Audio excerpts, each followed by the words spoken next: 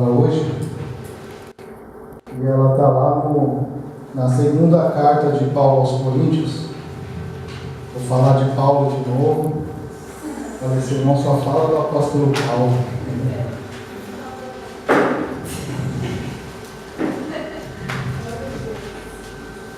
E é o capítulo 5, o versículo 14 e 15 somente a gente vai ler.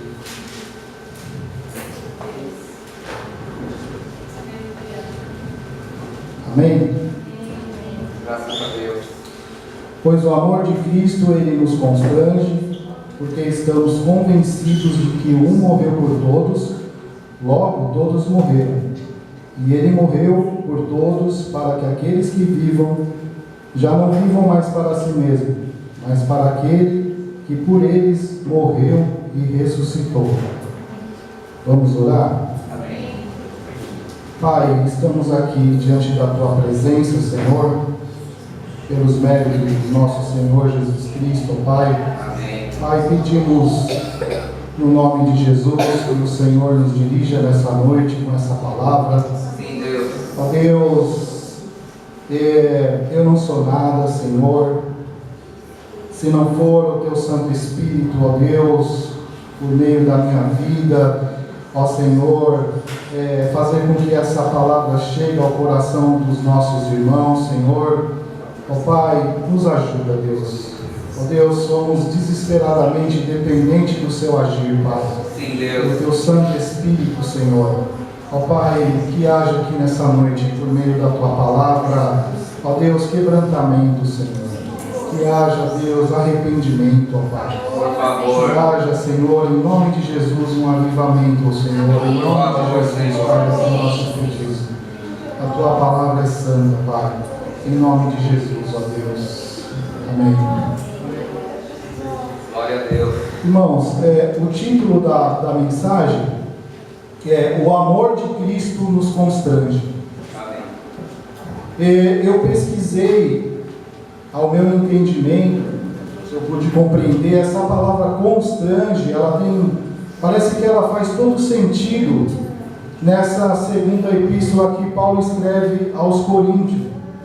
Paulo, ele não oculta os seus sentimentos, ele não oculta as suas ansiedades, as suas fragilidades, e ele vai meio que fazer uma autodefesa de si. E essa palavra constrange, eu pesquisei o que significava, e é provável que eu vou fazer a pronúncia errada. Pelo que eu pesquisei, parece que a palavra é grega, e é synerchon. Provavelmente está errado. É mais ou menos isso. Mas o bom é que a gente no português pode compreender. E significa unir, apegar, exortar, impelir, controlar. Quem escolhe ser seguido pelo amor de Cristo não se desvia do caminho do dever, quer para a direita, quer para a esquerda.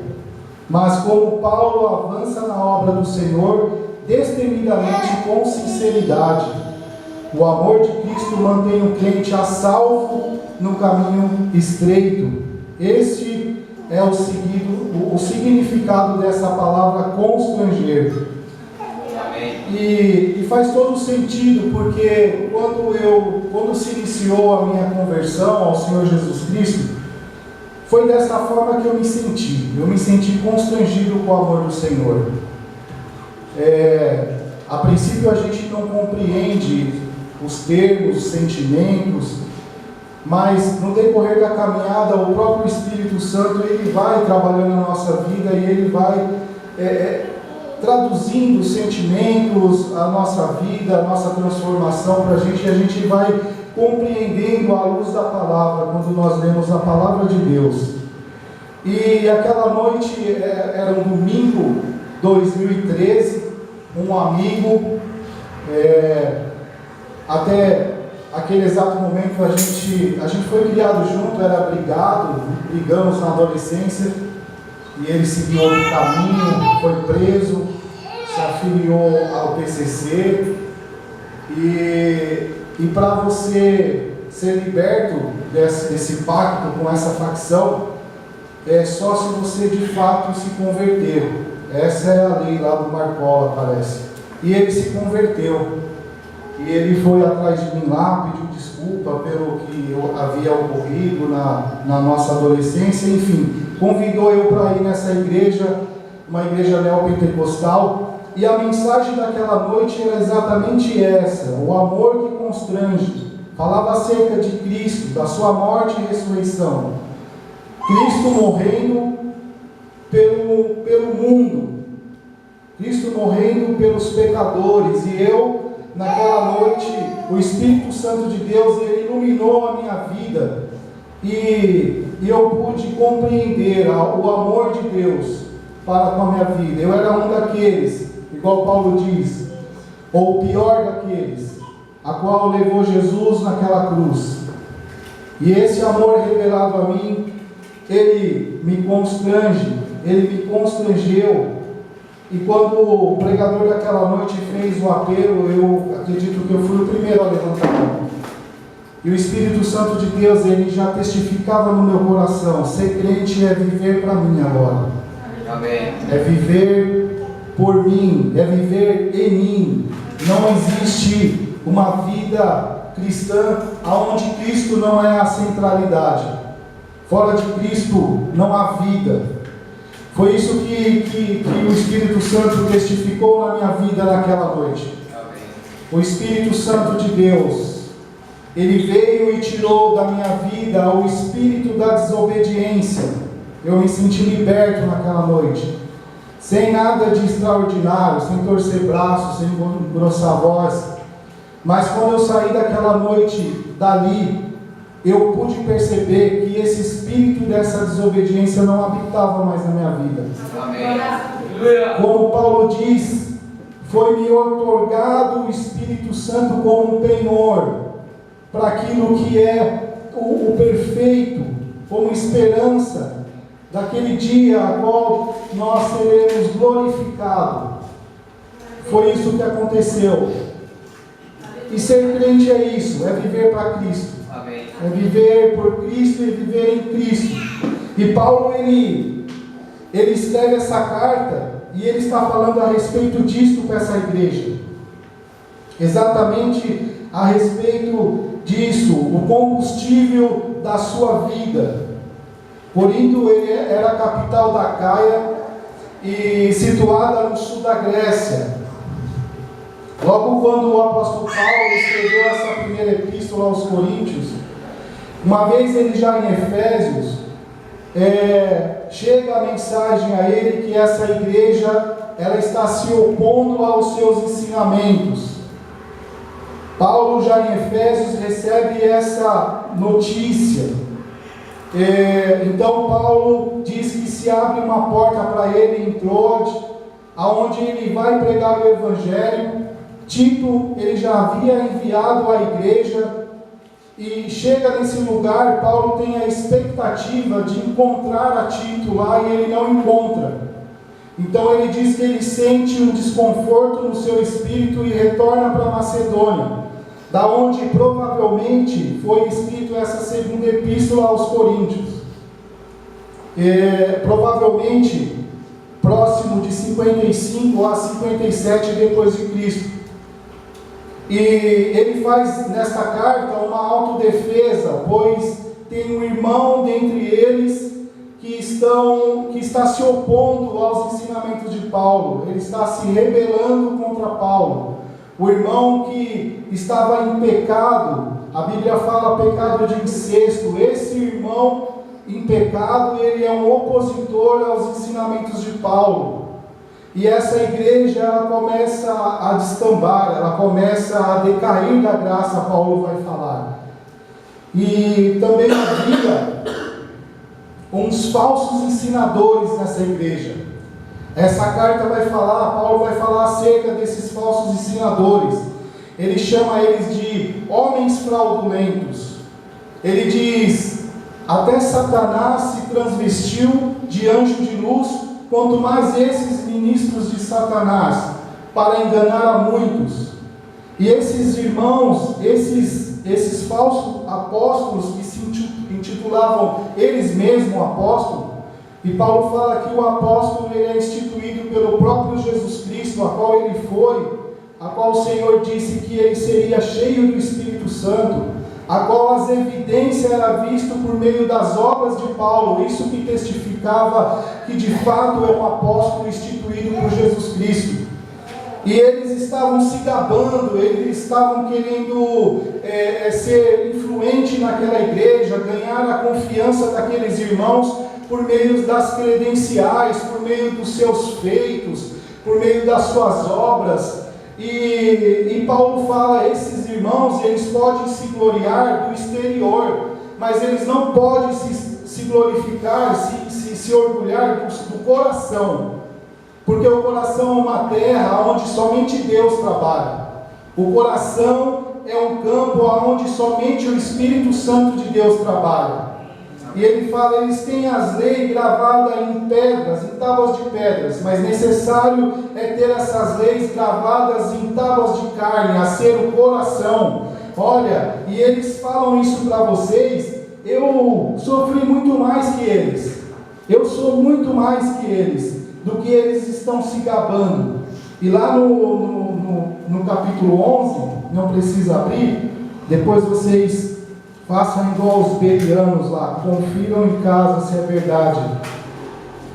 Ele fala, para minha vergonha, admito que fomos fracos demais para isso. Naquilo em que todos os outros se atrevem a gloriar-se, falo como insensato. Eu também me atrevo. São eles hebreus? Eu também. São eles israelitas? Eu também. São descendentes de Abraão? Eu também. São eles servos de Cristo? Estou fora de mim para falar desta forma. Eu ainda mais. Trabalhei muito mais. Eu fui encarcerado mais vezes. Fui açoitado mais severamente. Eu recebi dos judeus 39 açoites.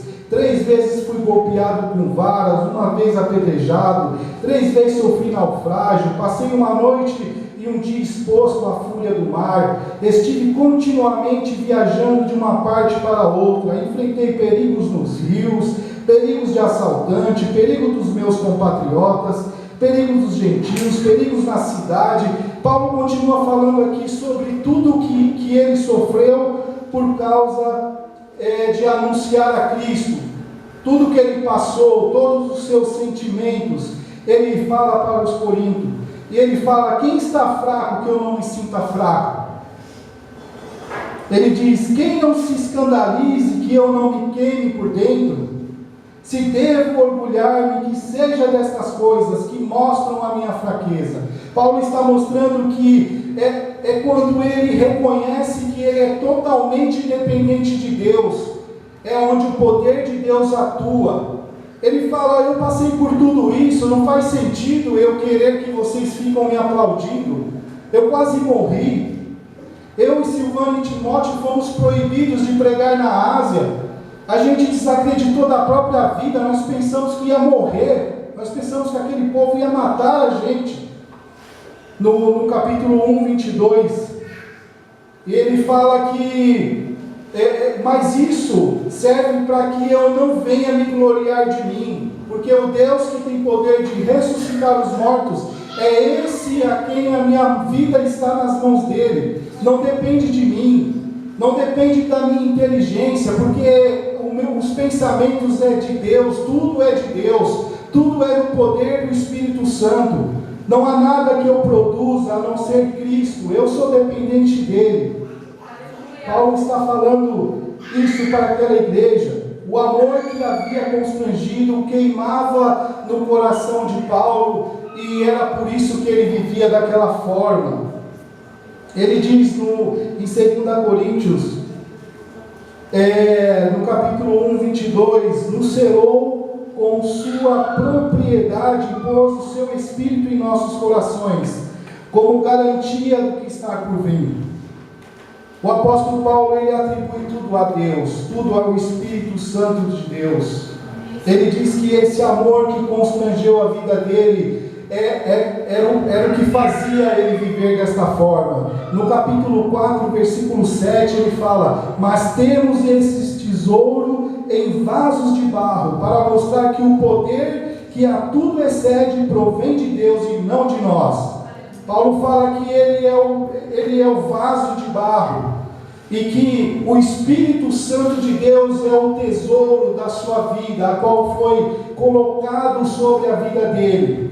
Estavam duvidando da motivação de Paulo, e ele diz que o combustível era o Espírito Santo, que o combustível era esse amor que o alcançou, um homem mau, ainda quando se chamava Saulo, um homem implacável, um homem perseguidor da igreja, que matava aqueles que anunciavam Cristo.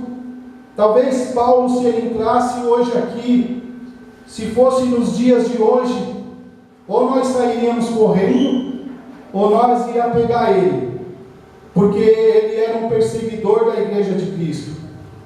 Ele era um homem a qual provavelmente nós estaríamos olhando para a igreja de hoje, desejando a morte dele, de tão ruim que ele era. Então esse homem, ele, quando uma vez ele iluminado pelo Espírito de Deus, ele reconhece esse homem mau que ele é, e ele contempla a bondade de Deus. Ele contempla Deus o chamando de filho, o Deus impedindo que a ira dele seja derramada sobre esse homem. Paulo, Deus está falando: Paulo, não deixa, Paulo, eu pesar minha mão sobre a sua vida, quando Jesus encontra ele. Dura coisa, Paulo, é recalcitrar contra os aguilhões de Deus. Paulo, se converte, Paulo, eu não quero te pegar. É como a mãe quando fala com o filho que ama tanto, como o pai quando fala com o filho que ama tanto: eu não quero te corrigir, porque agora você passou dos limites. Sai desse caminho. Eu te amo, não deixa eu pesar minha mão sobre a sua vida. E esse homem compreende esse amor desse pai, e ele se converte a Deus. Ele está agora constrangido, e quem passa pelo caminho desse homem é beneficiado, porque a vida dele agora é uma oferta a Deus. Ele é uma expressão de gratidão a Deus por tamanho amor. Por tamanho amor.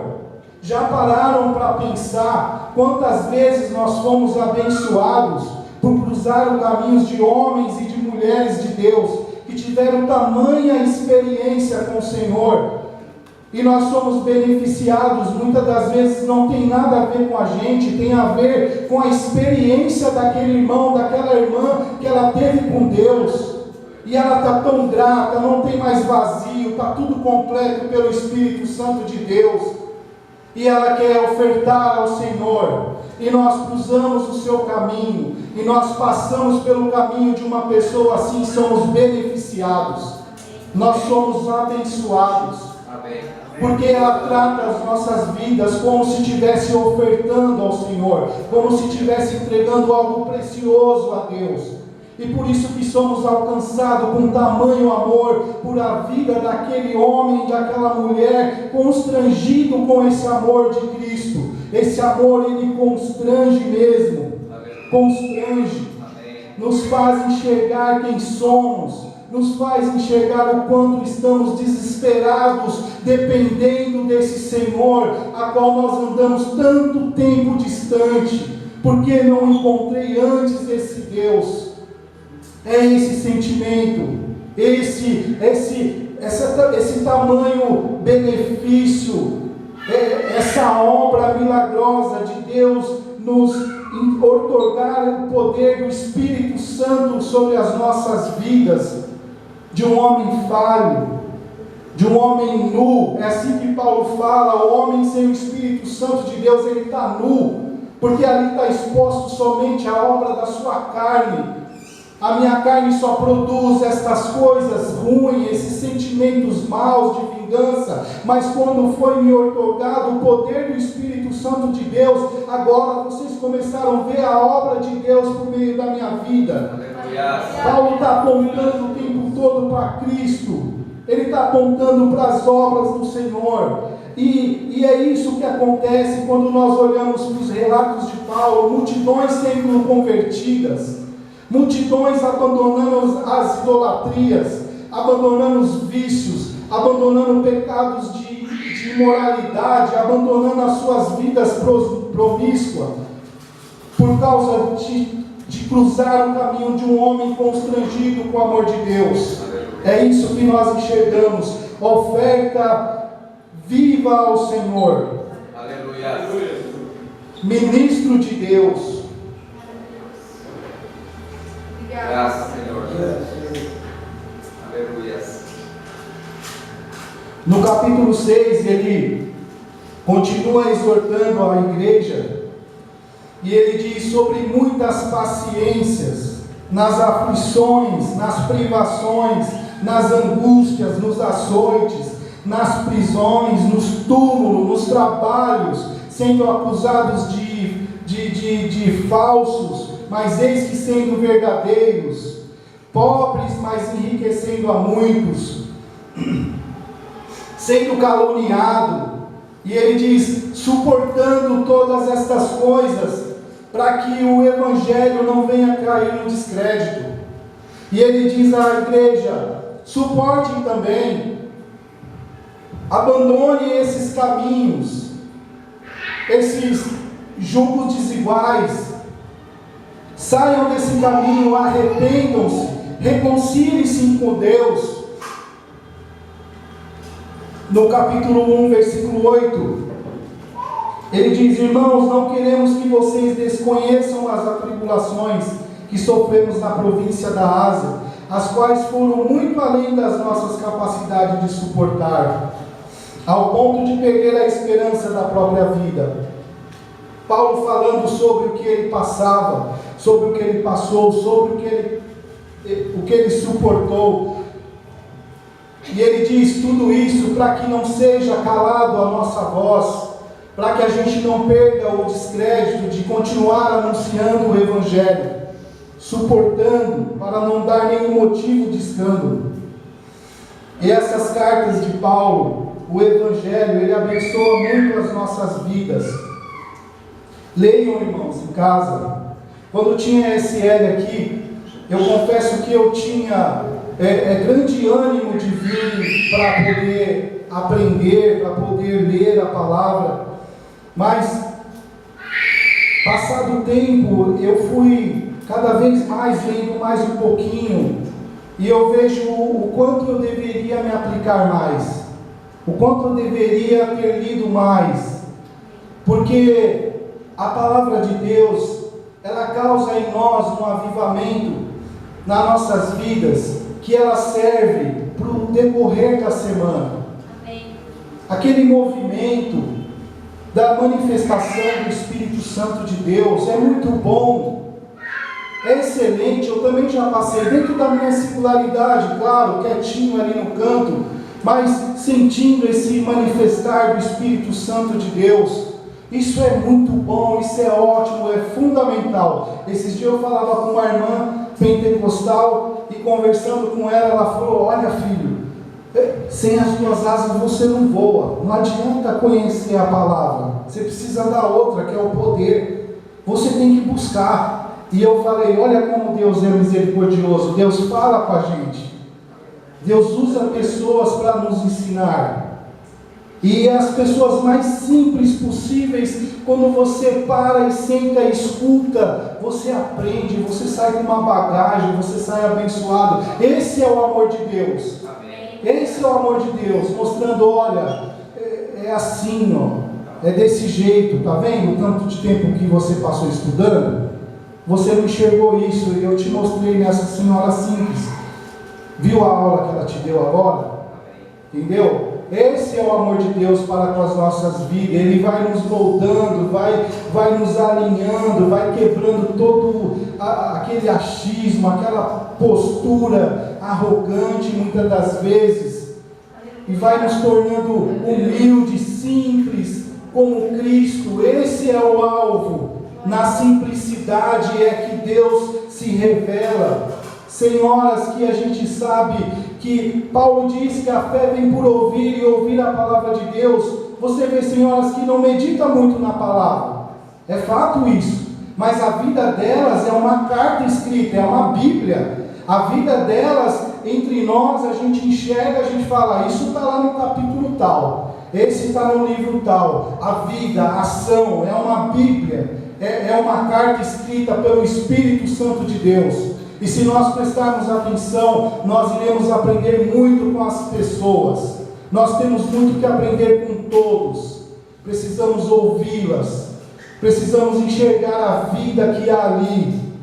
Há um momento muito triste no nosso meio, que as pessoas elas enxergam os outros como alguém para me promover no meu ministério. Deus ele me deu um chamado de ir e pregar o Evangelho a toda criatura. E eu não enxergo a vida, eu só enxergo alguém e falo, você precisa me ajudar para eu ser promovido. Porque você tem que se converter ao que eu estou te falando. Porque aí eu vou ter um bom êxito. De fato eu estou fazendo aquilo que Cristo me pediu. E aí, irmãos, quando é na carne, quando é na pressão, nas metas, a gente não enxerga a vida. Aquilo que Cristo enxergava. Jesus atravessava o mar e pessoas iam correndo por cidades e mais cidades atrás de Jesus. E quando encontrava com Jesus de novo, Jesus sabia o problema de cada uma daquelas pessoas. Será que Guaianazes hoje, Jesus viesse, o que elas falariam para Jesus? Qual seria a queixa dessas pessoas para Jesus?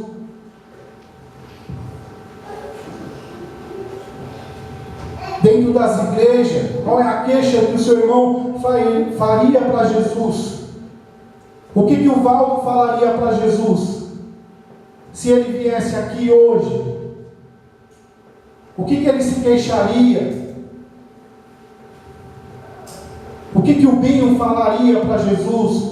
Senhor, está difícil. Jesus conhecia a causa de cada um, porque ele enxergava vidas. Ele sabia as circunstâncias de cada ser humano. Ele dava voz para aqueles que não tinham, que estavam jogados nas calçadas da sociedade, porque ninguém lhe dava atenção, ninguém lhe dava voz. Tiravam a dignidade, Jesus devolvia a dignidade. A primeira coisa que Jesus fazia com as pessoas era devolver a dignidade. Que queres que eu te faça? O Deus onisciente, que sabe de todas as coisas. Vamos, eu vim te dar voz agora. Fala, eu vou te ouvir. Ninguém te ouve, eu ouço. O que você quer? Esse é o Jesus. Esse é o Jesus de Nazaré. O Jesus que conhecia o lugar por onde andava. E nós que somos imitadores deles, de fato precisamos imitá-lo. Precisamos ouvir as pessoas, ouvir os seus clamores. Isso converte mais do que discurso, do que versículo repetido. Precisamos estar atentos à voz do Espírito Santo. É isso que vemos em Paulo. É isso que enxergamos no apóstolo Paulo. Um homem dirigido pelo Espírito Santo. Quando o Espírito Santo falava, é agora, aí que ele ia. Enquanto isso, que não falava, ele andava de um lado para o outro. Sempre andando, sempre agindo, mas esperando, aguardando a voz de Deus, a direção de Deus. Abriu-se uma porta em Troade, ele foi pregar lá. Se fosse nos dias de hoje, seria o Temer que ia estar lá. Olha que oportunidade para pregar o Evangelho, para falar para esses irmãos que eles estão equivocados. Olha que oportunidade. Entre outros deputados e senadores. Mas Paulo deu prioridade ao seu amigo que ele não tinha encontrado. Ele não foi pregar, porque é um homem guiado pelo Espírito Santo de Deus. A prioridade ali naquele momento era Tito, e não pregar o Evangelho, porque era a direção de Deus para a vida dele. Nós precisamos estar atentos a essa direção. Irmãos, eu sou uma pessoa muito falha, eu tenho que aprender muito ainda. Igual eu falei para vocês, direto eu vou tomando um tapa ali, um soco acolá, e é só na cacetada que eu aprendo. Quando eu estou conversando com alguém, eu só falo de Deus para aquela pessoa, hora que o Espírito Santo de Deus mandar. E eu percebo o sinal, na hora que é para falar. E quando eu não percebi isso, eu sempre dava com os burros na água. Era chamado de falador, chamado de doido. Eu nem estou falando, não tem nada a ver com o assunto. A pessoa falava comigo: você é doido, só fala disso. Mas quando eu comecei a ouvir a direção de Deus, as coisas começaram a fluir. Começaram a fluir, e você começa a aprender, porque tem momento que Deus quer que você senta ali, fica com a boca calada e aprenda. Deixa aquele bebum te ensinar, porque ele ensina. Deus usa a vida dele para ensinar. Alguém vem no caminho e cai e machuca, e você fica com medo de usar a sua camisa, e aquele homem que você condena tira a camisa e enrola no ferimento da pessoa e te ensina que você é um cara apegado nas coisas materiais, que você não enxerga a necessidade do momento de estancar o sangue da pessoa. Então você aprende, você tem o que aprender com as pessoas. Em Gálatas 6,17, Paulo vai falar que carrega as marcas de Cristo. Trago no corpo as marcas de Cristo. Que marcas são essas? Ao ler as cartas, nós assemelhamos aos seus sofrimentos, né? As suas noites acordadas. Isso traz traços, isso traz marcas. As surras, os açoites. Mas há uma outra analogia, que é dos hebreus, os escravos hebreus, chamados de escravos de orelhas furadas. Essa outra analogia, em Êxodo 21, os juízes sentenciavam esses homens por não pagarem os impostos, ou por extrema pobreza, a serem escravos de determinado senhor, por anos. Eu já li a respeito de quantos anos era, eu não lembro mais, mas é muitos anos, coisa de 40, 50 anos, escravo, servindo, sem nenhuma remuneração. Essa era a sentença. E após eles cumprirem esse determinado prazo, eles eram libertos, sem nenhuma indenização. E muitos, por não ter para onde ir, não tinha família, não sabia mais do seu paradeiro, muitos anos, preferiam ficar, não ir embora. Outros, porque se apegavam ao seu Senhor. Eles se apegavam e preferiam ficar, também não ir embora. O seu senhor pegava esse escravo, levava até o juiz, chegado lá com uma ferramenta, o marcava com um furo na orelha ou com um anel no nariz, assim como marca boi, gado. Esta era a marca. E aquela marca, ela apontava que agora aquele escravo pertencia àquele senhor. Aquela marca apontava que aquele escravo, ele não estava ali mais cumprindo um dever, ele estava ali voluntariamente. Uma ação voluntária, não era obrigado, não estava mais debaixo da lei nem da obrigação. E Paulo fala destas marcas, as marcas que apontam que Jesus é o meu Senhor. As marcas que apontam que eu sirvo não por obrigação, mas por espontânea vontade. É uma junção de serviço e amor. É por isso que eu sirvo. E essas marcas que Paulo fala, eram as marcas que eles deixavam nos lugares por onde ele passava. Hoje nós estamos muito preocupados em deixar as nossas marcas. Mas o que importa é deixar as marcas de Cristo.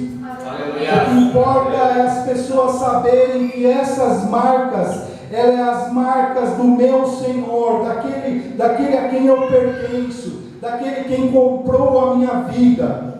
Essas marcas que Paulo está falando.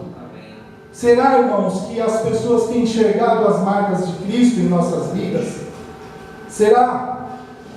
Será que elas têm olhado em nós e visto a marca de Cristo? O que elas têm assemelhado em nossas vidas?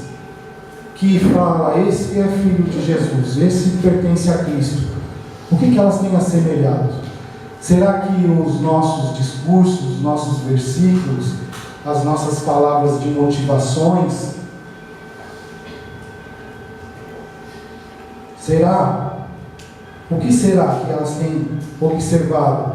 Será que as nossas experiências com Jesus, as nossas gratidões, o nosso contentamento com o Senhor, pela misericórdia dele, de reconhecermos que a gente não é bonzinho, nós não somos bonzinhos, e o Senhor mesmo assim cuida, o Senhor mesmo assim Ele vem e passa um remédio nas nossas feridas, quando nós andamos em desobediências e caímos, e se quebramos todo, e quebramos a cara, e o Senhor vem e Ele pega nós e dá um banho, e Ele cura as feridas, e Ele abençoa. O amor de Deus que constrange, o amor de Deus que constrange a vida de um homem. Nós só podemos ter uma vida sólida na palavra de Deus, reconhecendo esse amor do Senhor. Só é possível não oscilar na caminhada cristã se nós reconhecermos o amor do Pai.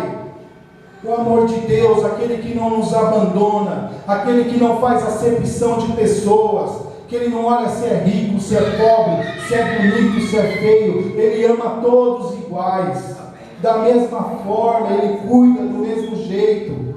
Esse é o amor que constrange, o amor de Deus. Paulo escreve aos Romanos capítulo 2, versículo 4. O judeu, ele estava enquadrando os gentios no rigor da lei. Esses homens pecavam e ele sentenciava, ele era implacável.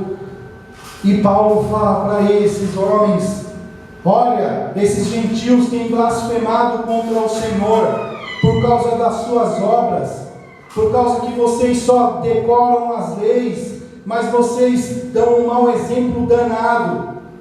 As suas vidas é uma vida de escândalo, adultérios, o pecado dos mais terríveis possível vocês cometem. Aí ele diz para ele: despreza tu as riquezas da sua benignidade e paciência e longanimidade, ignorando que a benignidade de Deus te leva ao arrependimento.